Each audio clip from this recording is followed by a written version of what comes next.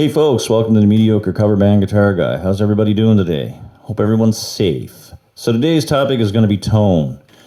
Why do we all chase it and where does it come from? So I guess we chase it because we want to sound as good as we possibly can all the time when we're playing. Whether you're playing from home, whether you're jamming or gigging, you want to have a great tone. When you're home, if your tone is great, you want to keep playing, and that's important. Anything that keeps you playing longer and longer and longer is useful. When you're gigging, you want to sound great because it's just more pleasing for everything, for the overall everything of the show. It's just great. When you're jamming, it just sounds good to sound good, right? So I guess that's why we chase it. And a little bit of envy from other players as well. I think where does it come from is the big question, though, that we all try to figure out so we can continue to chase tone. And I've dealt with three types of persons when it comes to this. So the first camp it's all the physicality of the player. It's in the hands.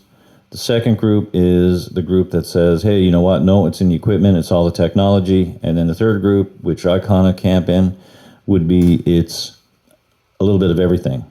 And I think that's the case. I think not only is it in the hands, I see for me in the hands, it's our identity as a player, as opposed to sort of creating the actual tone and sounds, because we all play differently. If you're in a cover band and you can lift licks from records or songs, you're not going to sound 100% identical. It's going to sound close sometimes, but no two guitar players play the same.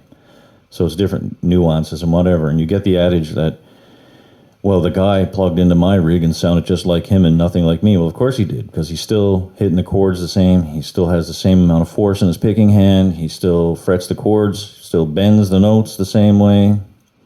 Chord choices are the same. So that's the identity part of it. Our hands are kind of like our voices. So if I were to speak into this microphone or speak into a different microphone, it's all going to sound the same. And I think that's the way it goes with your hands. For the technological part of it, your amp, your guitar, I think, play a very important factor as well. Are you using humbuckers, single coils, Les Paul, Strats? They all sound different. You're not going to coax the same sounds out of those guitars no matter how hard you try. Your effects pedals, how much you paid for them, sometimes that makes, the difference. The other part of it is you can have the most expensive gear in the world. You got to know how to use it. And this is a conversation I had with the sound tech last year when guys were coming in with the, Line 6 Helix. And they weren't sounding very good. They were sounding really shrilly and very thin. The problem being is that they were diming everything out. There's knobs and things there for a reason.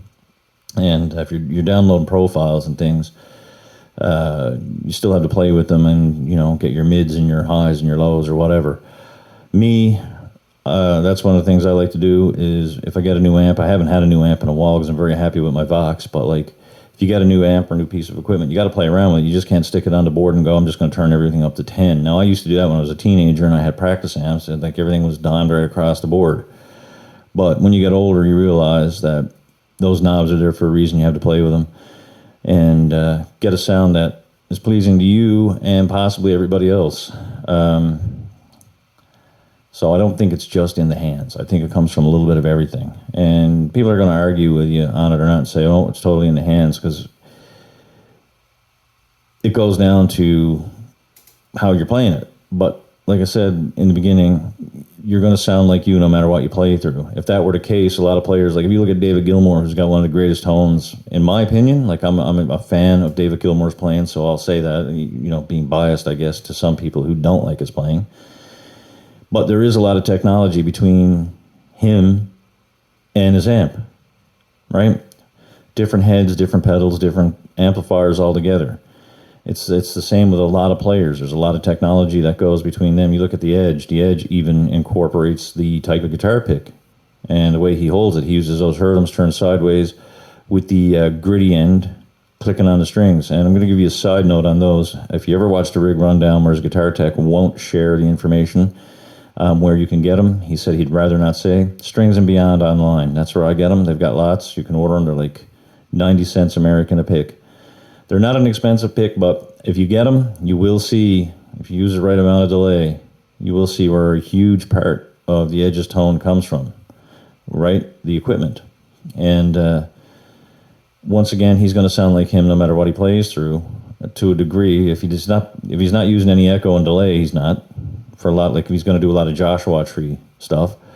But once again, I'm of that camp. I think it comes from both areas. I think tone comes from your equipment and your hands. Because like I said, if it just came from your hands, you wouldn't have guys, when you watch the rig rundowns, they've got $30,000 worth of equipment. Like, that's a fucking car, man. But they wouldn't have $30,000 worth of equipment in their back line, and they wouldn't need it. They'd just plug straight into the amp like Angus Young and go from there. But they don't. So I think it comes from everything. I think it comes from even the size of your hands. I'm not really convinced that it comes from your string gauge all the time. I think string gauge affects your tone for a lot of players. In my experience, once again, this could be wrong, might not be to your liking or your opinion, and that's fine. You're allowed to have an opinion. But I think it affects the way you play, how fast you can play, how good you can bend a string or whatever. Like, I know I'm going to be 52 in a few days, and I know my hands, I've had physical jobs my whole life. My hands are starting to hurt a lot now, and I wouldn't be able to go and play through a set of 11s. I'm kind of stuck on 10s. I tried 9s for a while. I ended up breaking them all the time. The high E's, couldn't keep them going, but like, I didn't notice a huge sonic difference. And I know Billy Gibbons uses 8s. Eddie Van Halen used 8s. Yngwie Malmsteen uses 8s. And I'm not really sure on Yngwie's tone, really. I like to watch him play, but I don't know if his tone is necessarily always the best. But if you look at Eddie Van Halen and Billy Gibbons, definitely two guys you would associate with guitar tone. Very thin strings, but they sound huge. But once again, different pick gauges. Billy uses Jazz 3s and Pesos, and Eddie uses nylon 60 millimeters, whether it's the Herco Flex 50s. He's got his own signature line of those, but I think at the end of it, he was actually using the Dunlop Master Grips or something. I'm not really quite sure on the name of them, guys. You'll have to correct me on it, but they're the gray ones that look like the old-fashioned ones, but a little bit different. But anyway, they're great picks. He was using those 60 mil, nothing hard like you would expect, right? For a shredder. Usually they're using thicker picks. But anyway, that's the debate. So I'd be interested into knowing where you guys think the tone comes from. Is it hands? Is it equipment? Or is it a little bit of both? Who knows?